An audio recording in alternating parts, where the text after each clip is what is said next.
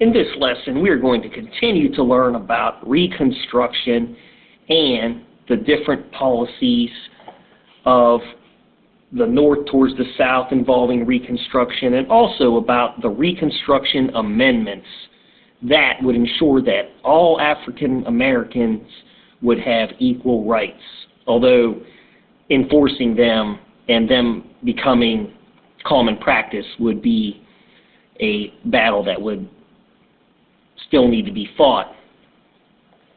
So in the previous lesson, we learned about how when Lincoln was assassinated, Andrew Johnson took over as president and changed Reconstruction slightly.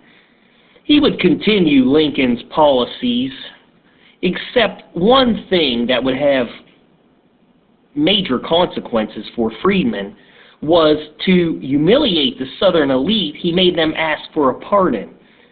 Now, he did this out of spite, more or less, but when he granted them the pardon, he absolved them of wrongdoing, and the federal government had no reason to take their property anymore, because if you're pardoned, you are excused from wrongdoing. Here is Andrew Johnson, Lincoln's vice president, and we saw this whole scenario in the notes previous to this one, where Andrew Johnson pardons the plantation owners, and this forces the Freedmen's Bureau to take back the land that they had granted to the newly freedmen. And this loss of this land would have dire consequences for the freedmen. However, this loss of land and this pardon, this would result in the sharecropping system. The reason is because the plantation owner had no labor source, and he saw the new freedmen and offered them position on his land where they could raise the crops and share the crop as the rent for the land. So this sharecropping system, as we'll learn more, would put the freedmen and other sharecroppers that would engage in this in great debt. It would cause generational poverty, destitute for generations. Remember, destitute means having hardly anything. However, sharecropping would become the new labor source in the South and replace slavery, but it would also anchor the freedmen to the land and to the landowner because of the debt that they would incur from this system. They would be mired in economic dependence and poverty for generations. So as was said before, the Bureau, the Freedmen's Bureau, was in charge of distributing lands that had been abandoned or confiscated as punishment for disloyalty to the Union to the freedmen. However, when Andrew Johnson pardons them, the Bureau was forced to take back these lands and return the property to the pardoned elite.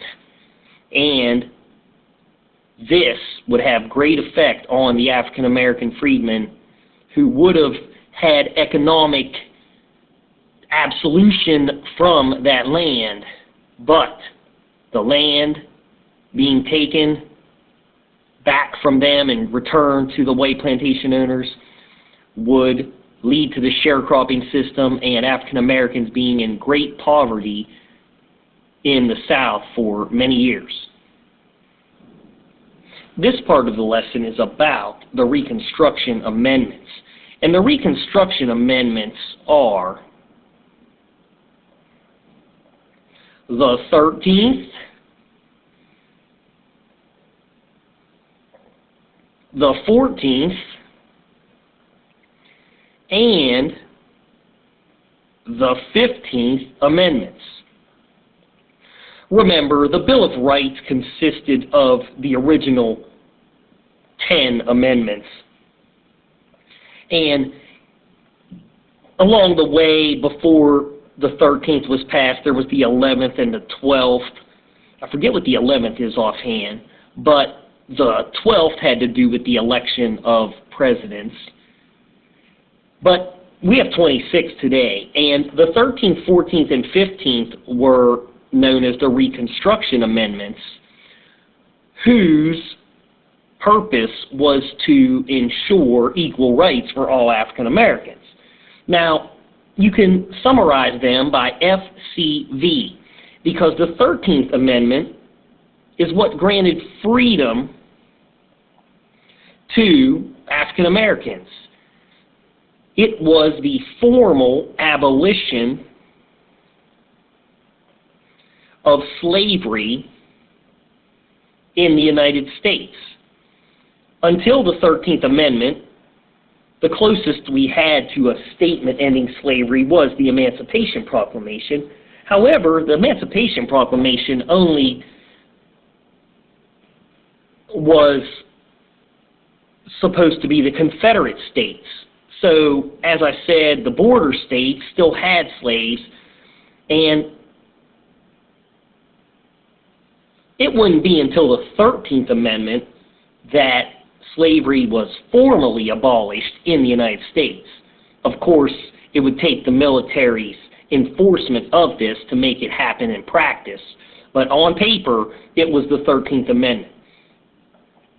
The 14th Amendment overturned the Dred Scott decision, which said slaves are property, and it said, no, slaves are now, or the freedmen are now citizens. So, the 14th Amendment is citizens. Slaves are no longer property. And as such, being a citizen of the United States, they have a right to equal protection under the law,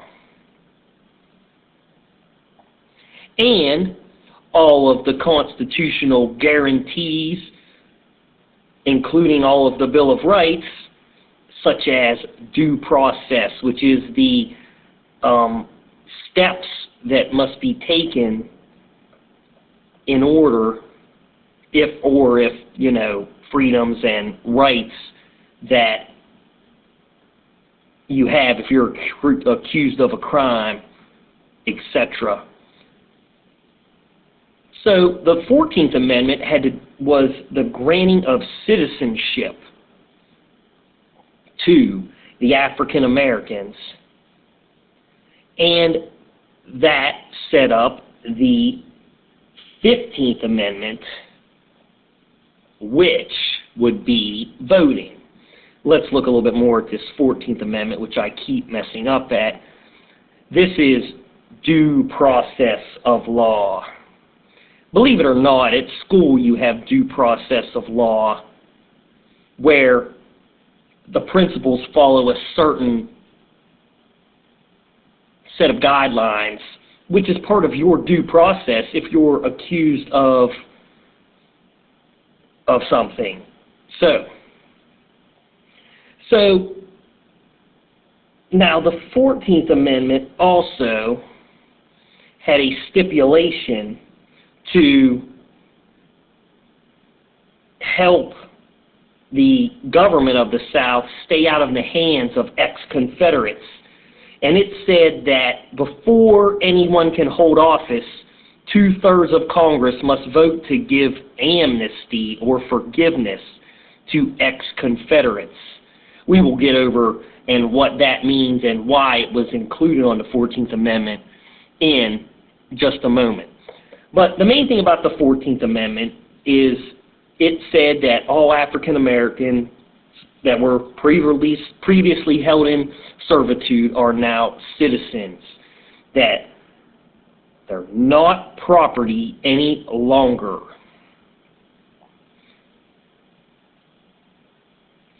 Now, in the 15th Amendment, which these are the 3 Reconstruction Amendments, this said that all male citizens can vote, in that voting will not be denied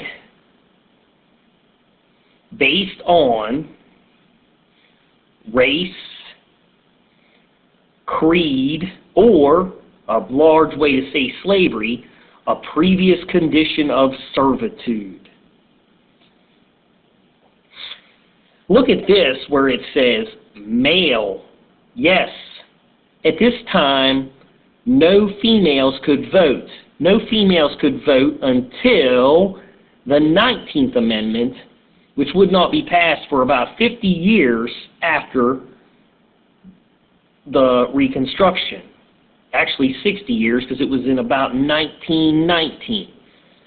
Now, the 15th Amendment, which granted the right of male citizens to vote, including African Americans, any males, this was motivated by, in part, the party that its foundations was as a party really looking out for African Americans, wanting to end slavery or limit it in some way, the Republican Party. This was motivated by the Republican Party to secure its political power in the South. Remember, Lincoln was a Republican, and it was actually Lincoln's election that caused the South to secede, because the House of Representatives, the Senate, and the President was all controlled by Republicans, and they feared that they were going to take laws to eliminate slaves. Now, the Republicans would have a sweeping election in 1866 and again in 1868, where the government was controlled by Republicans in both the North and the South, mainly because these people were tired of the civil rights violations that were occurring up there, or the people, the voters were. The 13th, 14th, and 15th Amendments would bring change for all the social groups in the South. It would bring change for African Americans in a few ways. African Americans, especially and mainly I'm talking about the freed slaves, they never experienced freedom, and this would be a totally different thing for them. So what they would do would be the following. Initially, they left the plantations looking for relatives that had been sold down the river or to other plantations. During this time, they worked to go ahead and bring about and consolidate, bring their families back together, consolidate their families and communities. Socially, they worked to establish a network of churches and other autonomous institutions, which you know means their own. And of course, one of the things that had been denied, get an education, which the freedom schools were successful at starting this education. And in general, to carve out as much independence as possible. As expected, having been more or less glued to whites for all this time, they preferred a social distance from whites that slavery had not allowed. So, now, the Southern white society, which included the elites, the poor, the farmers, etc., they would act the worst because of the 13th Amendment. And all of the Southern white society would fear the independence and freedom of African Americans, and all wanted to keep African Americans in their place socially, at the bottom of the social pyramid, politically, and economically. And they were unwilling to recognize the freedom and individual rights of the newly freed slaves. This results in the formation of one of the most famous hate groups of all time, the KKK, the Ku Klux Klan, and other vigilante terror groups that we will learn about in future lessons. So the white response, they did not accept African American freedom, African American citizenship, or African American voting rights, certainly. And the main response was to terrorize African Americans into a cowering state of fear and keep them at the bottom. There were also official actions that were passed, and one of these was called the Black Codes. The Black Codes were one of the failures of Reconstructions, the passage of the Black Codes. The Black Codes were designed to keep slaves in a state like slavery and return to the plantations. South Carolina and other southern states passed the Black Codes. And the passage of the Black Codes would be one of the big failures in Reconstruction, where the slaves or the freedmen were more or less, for a period, returned to the plantations from which they had left. Just like the African American freedmen, the whites also preferred a social distance where the communities were separated from each other. The social strata in the South never really changed that much in the period of Reconstruction, because even though the plantation owners lost their slave population and their Confederate money was worthless and they may have destruction to their house, they would still be on top thanks to President Johnson giving back their land, because land would be the most valuable thing in the South once the slaves were free. Because if you have land, you certainly have people that want to rent it. So the plantation owners were still on top because they had land and they could rent it to sharecroppers and tenant farmers. So even though the plantation owners lost a lot of their money, as far as the social pyramid in the South, which you've learned about for a couple of years now, they were still on top, and those without land, the freedmen and landless poor whites, they would be at the bottom, because land would be the new valuable thing that would determine at what position on this social pyramid you would fall.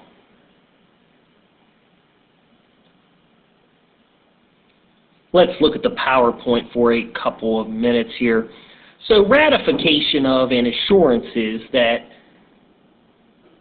they would abide by the 13th Amendment was required of Southern states before they could form new governments. This was part of Lincoln's Reconstruction plan, which we're going to get into. But the 13th Amendment affected emancipation of slaves throughout the U.S. and brought profound social change for African Americans and whites as well.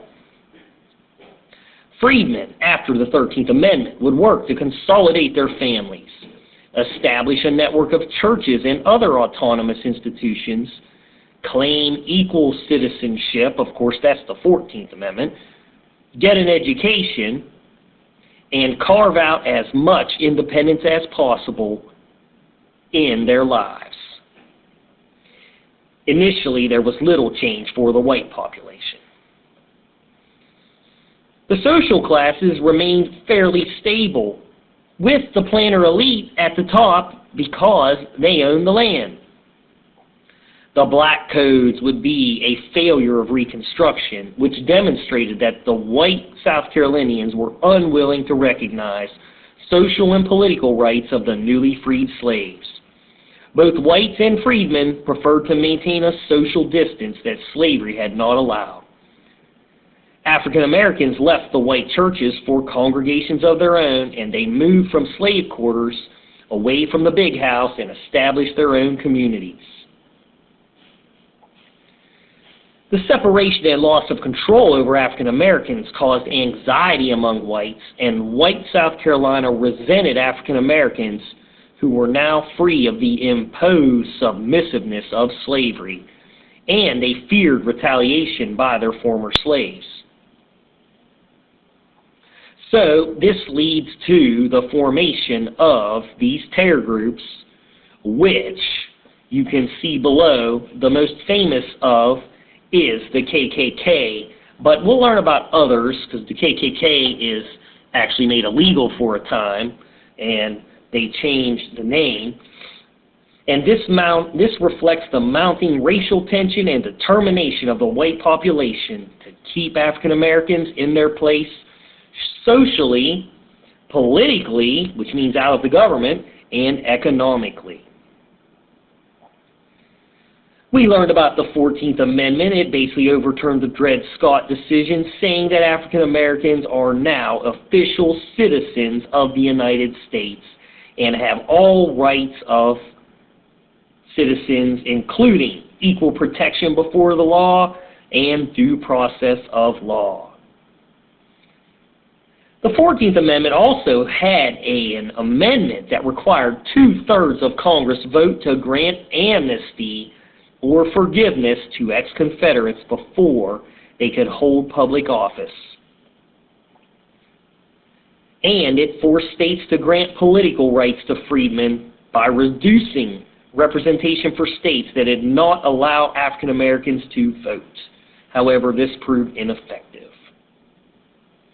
Last, the 15th Amendment would give all male citizens the right to vote, regardless of race, creed, or a previous condition of servitude. This was partially motivated by the Republican Party's desire to secure political power, contributed to the Republican President Ulysses S. Grant winning the election of 1868, but also to Congress being dominated by Republicans in 1866. In the next lesson, we'll look at the Reconstruction plans of Lincoln, Johnson, and a group of Republicans called the Radical Republicans. Until then, thank you for listening. I hope you did well.